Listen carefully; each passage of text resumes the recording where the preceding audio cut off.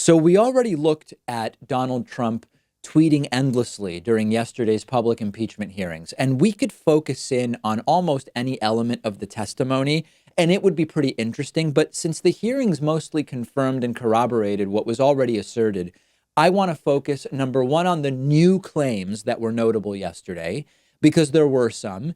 And I also want to focus in on the reality that Donald Trump and his followers lack both the attention spans and the cognitive capacity to recognize that there was new evidence yesterday and to be able to parse the testimony. But William Taylor presented new assertions directly implicating Donald Trump in the bribery, which I think is how we should refer to it. We shouldn't refer to it as a quid pro quo.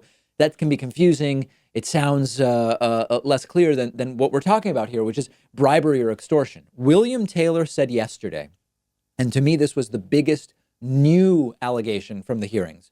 William Taylor said yesterday, former ambassador to Ukraine, that on July 26th, that's the day after, remember, the phone call between Trump and Zelensky, the Ukrainian president, was on July 25. William Taylor says that on July 26th, the EU ambassador, Gordon Sondland, called Donald Trump from a restaurant. Sondland had just met with Andrei Yermak. That's a name we've mentioned before, an advisor to the Ukrainian president.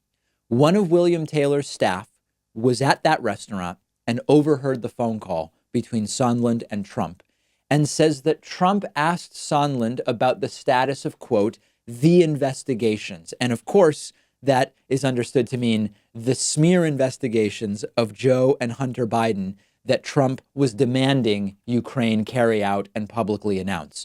Ambassador Sondland reportedly told President Trump that the Ukrainians were ready to move forward, according to William Taylor's testimony yesterday. After the call, Taylor's staffer asked Sondland, what does Trump think about Ukraine?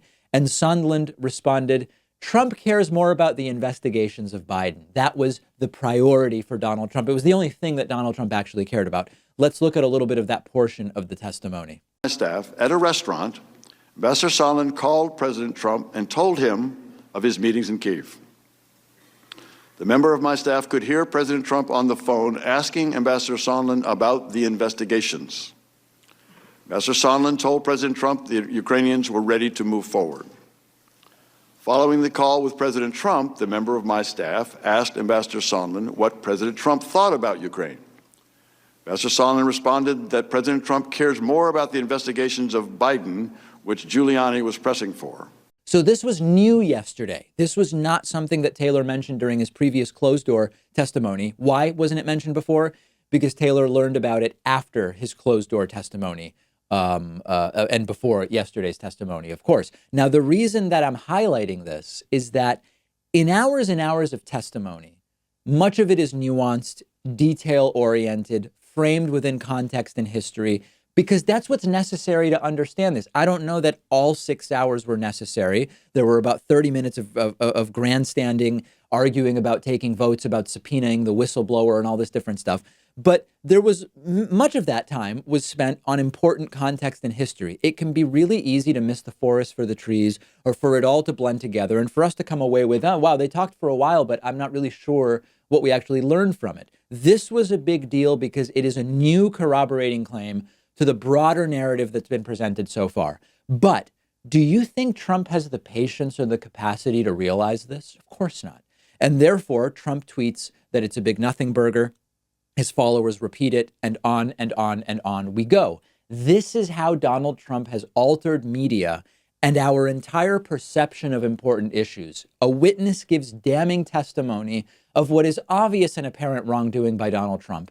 But Trump and his media sycophants, like those at Fox News, complain that the testimony wasn't explosive, it wasn't interesting, effectively saying it wasn't entertaining enough. It wasn't enough like an action movie, because it was just people talking for 6 hours. And in addition to the new evidence that we just talked about, we also got confirmation of many other things. We got confirmation that officials that were sort of surrounding this entire exchange between Trump and Ukraine, the Trump administration in Ukraine, really, they saw Rudy Giuliani's behavior as both dangerous and unprecedented. That's important People who tried to raise alarm about what's going on were either ignored or silenced. That was in yesterday's hearings, but you wouldn't know that if you looked at Trump's tweets or watched Fox News.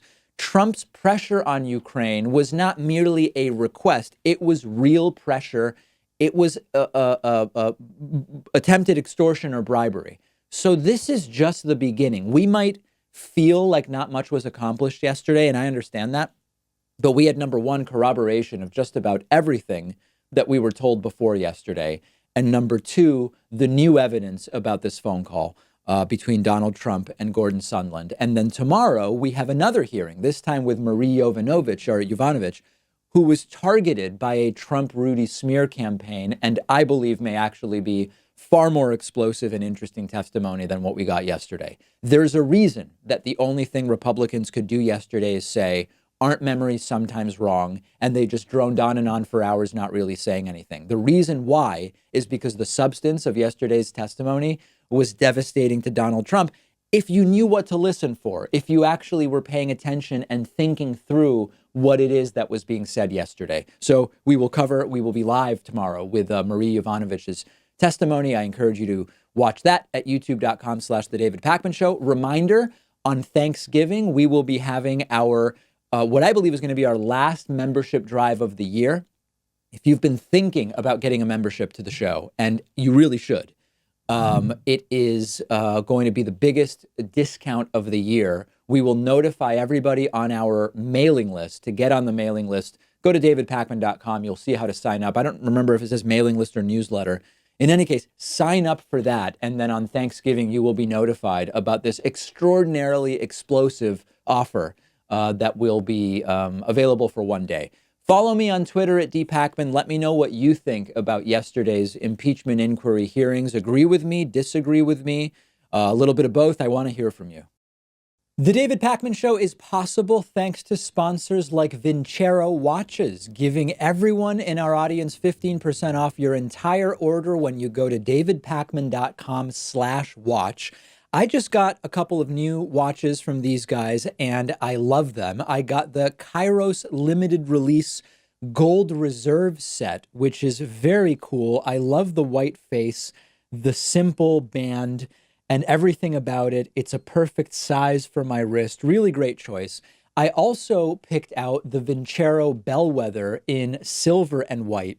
And what I love about this one, number one, the Roman numeral at the top of the face. The white face is great. This is a chronograph model, and I love the blue leather band. It's just a really nice looking watch. Everybody who sees me wear this one always asks about it. What I like about Vincero as a watch brand is you're getting quality, and you're getting a watch where it's clear as soon as you open the box that a lot of care and artisanship went into the design and the way that the watch is put together. I'm not interested in paying thousands of dollars for a watch when I can get one that's reasonably priced and looks just as nice and has terrific build quality.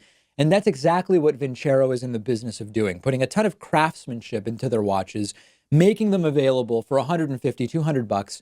You really can't go wrong. Check them out at davidpakman.com/watch. Support the people who support our show, and you'll save 15% when you use that link.